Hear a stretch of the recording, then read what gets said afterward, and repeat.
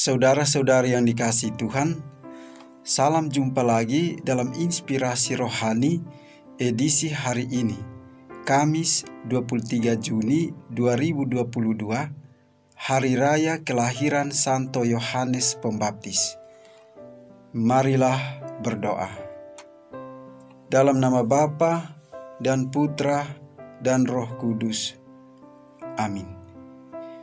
Saudara-saudari yang dikasihi Tuhan, inspirasi rohani hari ini diambil dari Injil Lukas bab 1 ayat 57 sampai dengan 66 dan dilanjutkan dengan ayat 80. Kemudian genaplah bulannya bagi Elisabet untuk bersalin, dan ia pun melahirkan seorang anak laki-laki.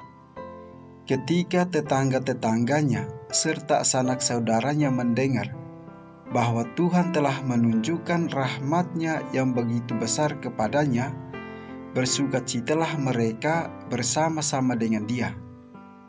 Maka datanglah mereka pada hari yang ke-8 untuk menyunatkan anak itu, dan mereka hendak menamai dia Sakaria menurut nama bapaknya.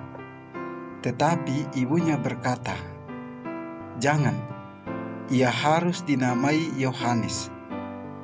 Kata mereka kepadanya, "Tidak ada di antara sanak saudaramu yang bernama demikian."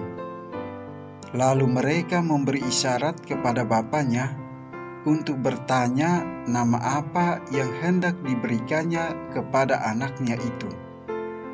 Ia meminta batu tulis, lalu menuliskan kata-kata ini, "Namanya adalah Yohanes." Dan mereka pun heran semuanya. Dan seketika itu juga terbukalah mulutnya dan terlepaslah lidahnya. Lalu ia berkata-kata dan memuji Allah.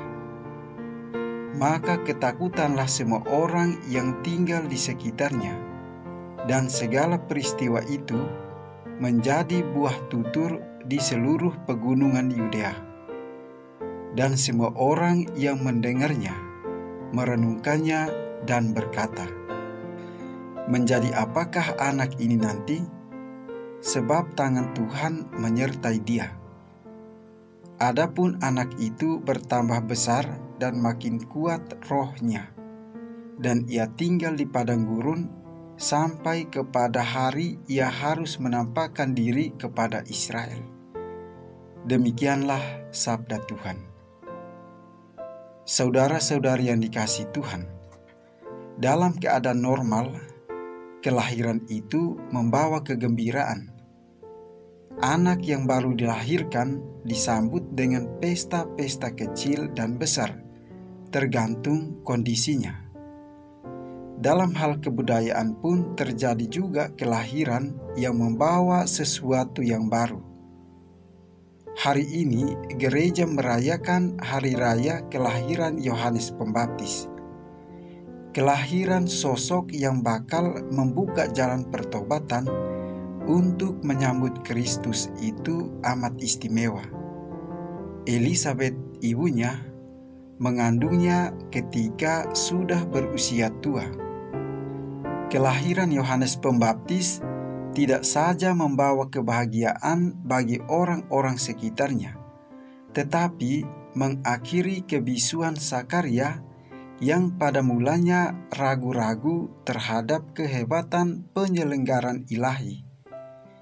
Yohanes lahir, dan Sakaria melantunkan sebuah kidung tentang kebesaran Tuhan, dan kidung itu telah menjadi sebuah doa terindah yang diucapkan gereja setiap hari sampai saat ini. Saudara-saudari yang dikasihi Tuhan, setiap orang Kristen dengan pembaptisan terlahir kembali, dan kelahiran spiritual ini seharusnya membawa sesuatu yang baru ke dunia dan manusia sekitar.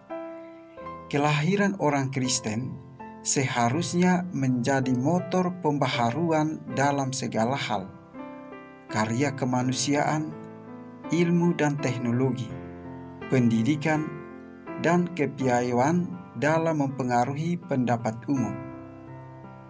Saudara-saudari yang dikasihi Tuhan, jika kehadiran dan kelahiran kita tidak membawa perubahan yang signifikan, berarti kondisi kita masih seperti kondisi Zakaria sebelum kelahiran Yohanes Pembaptis.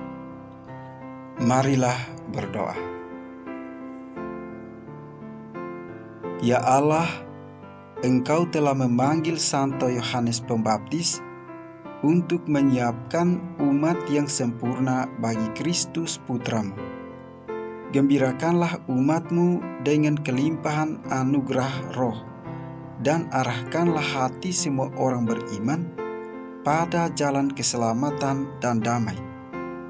Dengan pengantaran Yesus Kristus Putramu Tuhan kami, yang bersama dengan Dikau dalam persatuan Roh Kudus, hidup dan berkuasa Allah sepanjang segala masa. Amin.